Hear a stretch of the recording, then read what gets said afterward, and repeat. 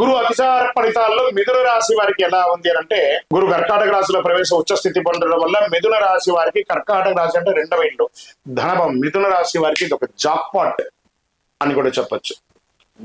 ఈ యొక్క ఈ 6 నెలలు చాలా అద్భుతాన్ని పొందబోతున్నారు.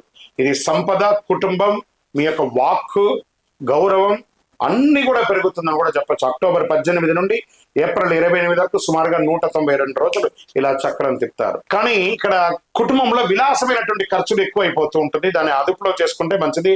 దానివల్ల ఆర్థిక స్థిరత్వం అనేది వచ్చేస్తుంది. దీర్ఘకాలికమైనటువంటి షేర్ మార్కెట్ స్పెక్యులేషన్ లో మంచి లాభాలు వచ్చే అవకాశాలు ఉన్నాయి. గురువుల యొక్క ఆశీస్సులు తీసుకోండి. ఓం బృహస్పతయే నమః అని 108 సార్లు భగవంతుడు మనకు మంచి అనుకూలం ఇచ్చినప్పుడు మనం కూడా కాస్త జాగ్రత్తగా ఉండాలి. బృహస్పతయే నమః అని చెప్పి 108 సార్లు పూజ చేయండి. పసుపు పుష్పంతో అవకాశం ఉంటే ప్రతి గురువారం నాడు అర్చన చేయండి.